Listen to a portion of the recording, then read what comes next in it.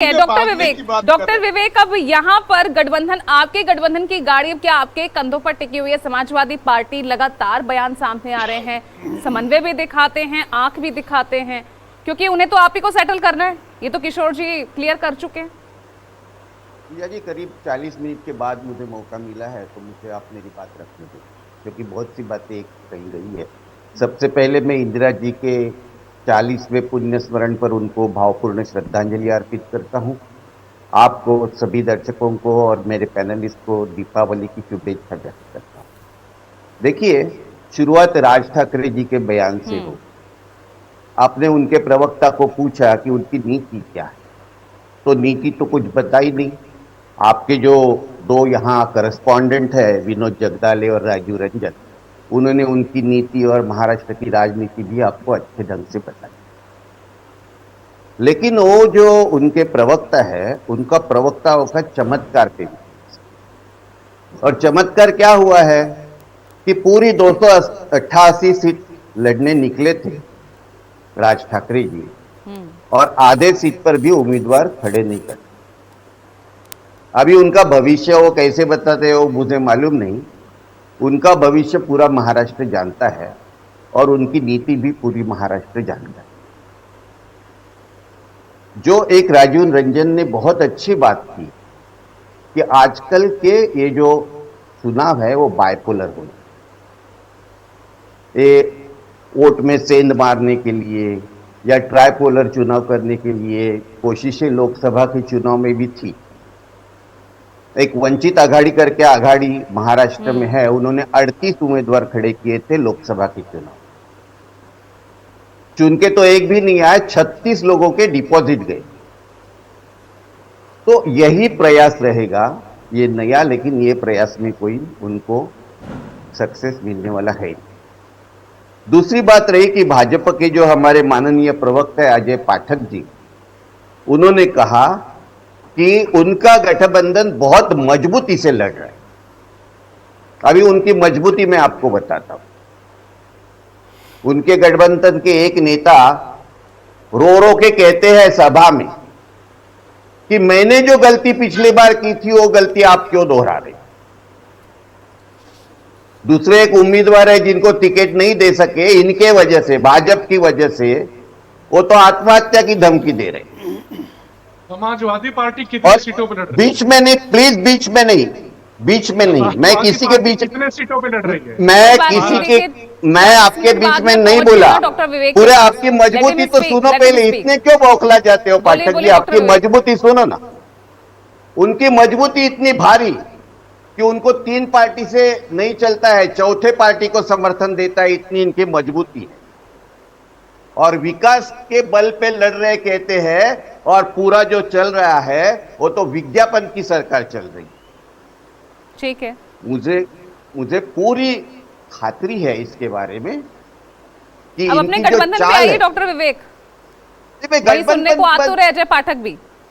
मैं गठबंधन पे ही आ रहा हूं कि अपने गठबंधन के उम्मीदवार को छोड़ के किसी दूसरों को अपनाना। और वो कहता है कि इस साल बनेगा मुख्यमंत्री भाजपा का, अगली बार मेरा बनेगा, इसके बारे में कुछ नहीं कहना। इसका मतलब साफ जाहिर है कि ये जिसके साथ चलने का नाटक करते हैं उसको पूरा डुबाने की कोशिश करते हैं, और ये इन्होंने आज नहीं किया। जब इनकी शिवसेना के साथ महाराष्ट्र में सरकार थी और इनके हिसाब से अच्छी चल रही थी, तब ये क्या कह रहे थे? ये कह रहे थे 100% भाजपा आपके साथ भी देखने को मिल रही है ना डॉक्टर विवेक, कांग्रेस के साथ भी दिख रही है। लोकसभा चुनाव में सीट शेयरिंग हुआ तो कांग्रेस ने फंसाया, अब विधानसभा चुनाव में सीट शेयरिंग हो रहा है तो फिर सारा हमारे आप पर फोड़ा जा रहा है।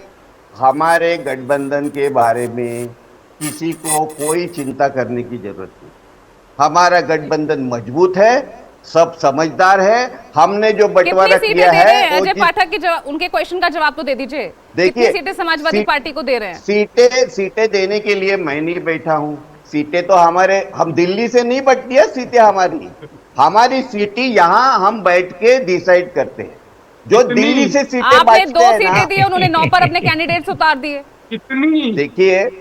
देखिए, मैं ये घोषणा करने के लिए यहां नहीं बैठा। मैं ये बताने के फिर लिए किस लिए बैठा बैठे हूँ हो? कि हमारे किस लिए गठबंधन के बारे में और हमारे गठबंधन की जीत के बारे में बिल्कुल निश्चिंत है हम। हमारे नेता बैठेंगे, जहां जहां कुछ तो भी निश्चिंत एक तो दस सभी बारह है ना, जगह लेकिन पे जो कुछ सवाल प्रॉब्लम। खड़े हैं उसका तो जवाब अरे देना अभी भी पड़ेगा ना सीट डॉक्टर बंटवारा विवेक। बाकी है क्या? अभी भी अरे सीट रुकिए ना बंटवारा अजय बाकी है, पाठक जी, नेता बैठेंगे। सवाल पूछने का सवाल, जब मुझे ये अधिकार मेरा ही है ना, मुझे ही करने दीजिए मेरा नहीं, आप काम। बताइए, पूछिए हाँ ना, डॉक्टर विवेक, बोलिए, पूछिए। भाई यहाँ पर सीटों जो सवाल खड़े हो रहे हैं ना, आप तो कह रहे हैं कि निश्चिंत रहिए, लेकिन जो सवाल खड़े हो रहे हैं उनका जवाब तो आप देंगे ना। क्यों समाजवादी पार्टी को अब तक आप सेटलमेंट नहीं उनका कर पाए? क्योंकि किशोर देखिए, तिवारी अभी कह रहे हैं कि वो तो आपकी पार्टी ही करेगी। हमने सीपीआई को एक सीट दिया है शिरपुर का। हम्म। हमारी बातें चल रही है। अब 4 दिन का इंतजार करो, दिवाली के दिन है, दिवाली के दिन में कम से कम आपस में मत झगड़ने दो, और हम नहीं झगड़ना चाहते आज।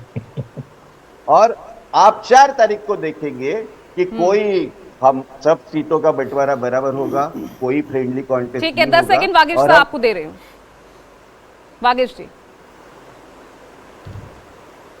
वागेश जी इतने सवाल खड़े हुए हैं भाई। हाँ देखिए, सवाल तो खड़े होंगे ही ना, चुनाव है, चुनाव में सवाल नहीं खड़े होंगे तो कब खड़े होंगे? जितने भी विरोध में बैठे हुए लोग हैं उनको तो बोलना ही है। विवेक कोरडे अपनी बात कह रहे हैं, किशोर जी अपनी बात कह रहे हैं। अभी मैं किशोर जी से बात शुरू करना चाहता हूं। किशोर जी विदर्भ में रहते हैं और विदर्भ को धार्मिक लोगों की जगह मानी जाती है। मुझे समझ में नहीं आता कि किशोर जी को अभी तक शिवसेना ने कुछ नहीं दिया है, ऑफिशियली प्रवक्ता तक नहीं बनाया है। अधर्म का साथ क्यों दे रहे हैं किशोर जी?